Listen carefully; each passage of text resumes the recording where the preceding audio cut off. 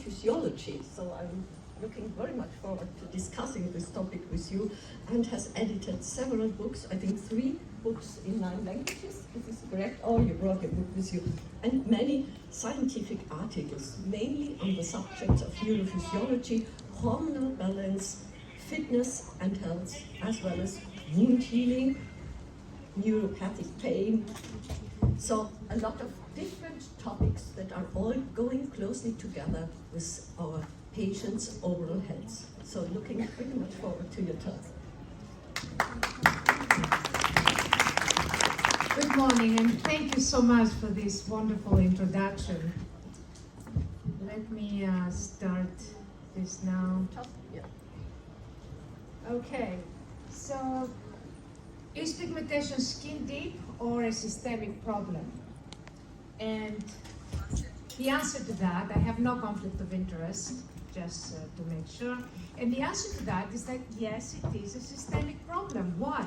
Because it involves everything that has to do with aging, oxidative stress, DNA damage, telomere shortening, hormonal changes, autophagy impairment, and a lot of other aspects. So everything that is involved in aging is involved in pigmentations. So one very important thing to understand is that pigmentations is a defense mechanism. It's a photoprotection against ultraviolet B exposure. And the transfer of melanin comes from keratinocytes, from melanocytes to keratinocytes, and basically it involves signaling pathways, and it also involves hormonal changes and growth factors. Aging is a systemic disorganization, and pigmentations is exactly the same. It's a systemic disorganization. Basically, it's a disrupted dialogue between keratinocytes and melanocytes. And as for aging, the melanocytes decrease after age 30, what means it's going to be more photo damage. That's why the aged skin is more damaged, because of the defense mechanism that is being reduced.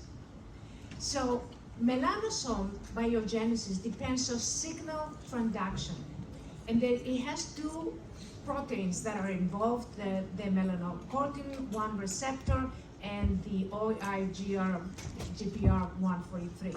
And that has to do when you lose all pigment and you have the albinism. Now, exosomes are involved here, and you have to be careful when you do exosome injections, because exosomes released by keratinocytes increase melanin synthesis and pigmentations, and that's the article that is giving you this information. As you can see here in the graphs, how with the exosomes the melanin has been increased, and here you see some slides of before and after the microscope, and how the melanin, as you can see there, the melanin is increasing as a result of exosomes that been secreted by keratinocytes. And again, you can see the arrows are showing how there is an increase of melanin. Now, exosomes carry microRNAs, which are involved in gene expression, and this is all the microRNAs, or most of them actually, because there is a lot additional to that exosomes can carry. And when you talk about exosomes, you're talking about gene expression. So you need to associate the two. It's about 135 genes that have been involved in pigmentations that decide the amount of pigmentation, the type, and the distribution of pigmentation, where it's going to be on your face. And here is some of the genes. What you see in the chart there, you see the genes, the SLC224, which is the sodium, potassium, calcium exchanger, is more for the darker skin. As then you go off the OAS2, the protein gene is more for the lighter skin, and the sodium, potassium 45 is more, again, for the lighter skin. So the process with which the tyrosine composes melanin is shown here, just under the microscope, and you can see the before and after and how the melanin is created. Now, eumelanin is potentially genotoxic, And in other words, when you have a hypopigmentation, that's the token. It can destroy DNA, it can damage DNA. So when you get the pigmentation, and the pigmentation starts damaging the DNA. So there is sort of a conversation between what happened and what can happen next because of the DNA influence. And here you have the DNA damage and metabolism, repair and telomere shortening, and how different mutated genes can cause these basic defects. And oxidative damage and mitochondrial damage, again, are very much involved in pigmentations. And again, you see now the different mutated genes that are involved in these processes. Oxidative stress in the skin-related protection can be done with antioxidants like glutathione, vitamin A, and vitamin E, resveratrol, and enzymatic catalases, and other ones. Remember, the eumelanin, it can also be genotoxic and ultimately damage the DNA.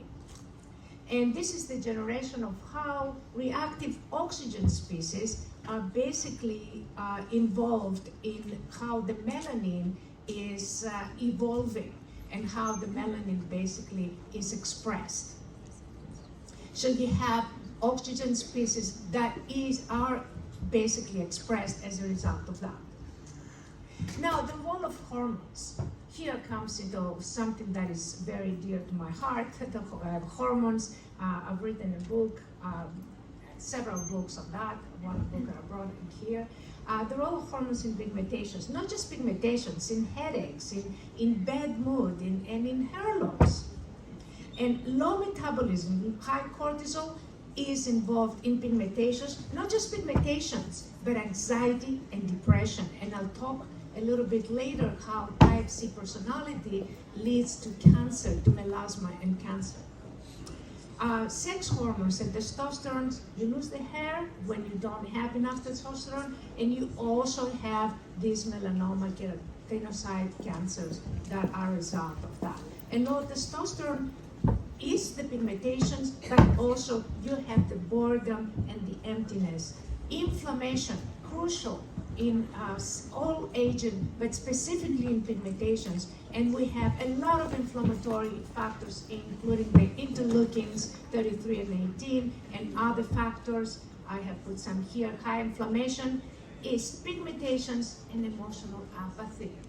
And systemic imbalance, you're gonna have pigmentations. So there, of course, it's a systemic problem, because when the body is imbalanced, you're gonna have pigmentations. And this is the research from Temosok on type C personality disorder and melasma, melanoma, cancer, that basically people who don't express negative feelings, that always trying to be accommodating to others, end up, it's a type C personality, and there's a very high correlation with melasma and melanoma cancer. Now, lasers and cryolysis, they have a good advantage because they basically destroy the pigment. So there's not there anymore. The problem with that is that there is post-inflammation and also some scarrings in certain cases, and you are basically destroying the defense of the body, and you're exposing the body to possible damage. There is other more newer technologies like the Foster resonance energy transfer that was initially developed to kind of observe the movement of cells and how cells transfer energy into each other. And as you can see here, the cellular energy transfer by a resonance and how the cell is expanding its shape. Now, I'm going to show you a movie. You can see how the resonance transfer is from different cells. I'm not sure how to use this. I'll try. Oops. So you can see the resonance transfer is how the cells basically communicate. And it's very interesting because cells can even communicate through barriers. Because you have a part of cells in a barrier and cells outside, and they're cancer cells or they're normal cells, and the cells inside the barrier change their signals to basically communicate with different cells. So this is under the microscope with the resonance energy transfer technology. And when we talk about DNA, and when we talk about gene expression, we're talking about proteins. And when we're talking about proteins, we're talking about proteins being the brains of the cells. And proteins, in order to be the brains of the cells, they have to be folded in a particular shape. If they are unfolded, they're useless. It's like a brain dead cell. So proteins are very important, and this is what this energy transfer can do. It basically can refold proteins via different techniques. So you can reduce pigmentations by basically repairing the system, by basically repairing the brains of the system so the system can protect itself and function appropriately. And here you have the repair of chromosomes by using signaling resonance energy transfer. These are all very, very new. You can search it. There's thousands of articles on this. So there's complex structures on chromosomes, already accessibility, and complex structure restored after being destroyed by enzymes. Like as you can see there, how the basically there is a process of refolding and putting it together. There is a lot of technologies like that. One is the small angle X-ray scattering, the SAX, and basically that is primarily a nucleomagnetic resonance technology that creates this folding of proteins, and they're using it specifically to renature proteins and fold proteins. And the nuclear magnetic resonance, the NMR, has been widely combined with the SPRED, the signaling resonance energy transfer, to basically understand and predict the protein conformation and how we can basically enhance this. This is a before and after from 2019 to 2023 with this technology that I borrowed from one of the doctors. So pigmentation is a systemic problem. There is new technologies like signaling energy resonance transfer, the SPRED, that renatures or refolds proteins and basically gets to the heart of the problem. The heart of the problem is the genetic problem, okay? And of course you have genes, and there is a genetic predisposition that you can have as a result of this basically problem. So if you are predisposed, of course you're gonna have more pigmentations. This is all the articles, the references, actually there are more than that. I have a lot more than that because I went through a lot of research to kind of prepare this lecture for you. This is my books have been translated in 12 languages. I brought one of them with me today, The Brainwashed. And basically my premise is that we need to understand science and not just listen to what they tell us, but examine everything and look at everything very carefully, because we are offering a service to people, to clients, and we have a responsibility to do the best job possible. So science is very important. This is some of the articles that I wrote that are related to pigmentations and related subjects, and more articles, about 56 of them, it's a lot more. If you have any questions, I'll be available anytime to you at science@aelios.com, and you see here how basically the SPRED works. You have a donor and you have a target cell, and basically the donor is from the outside, and you can sort of try to communicate with the target cell.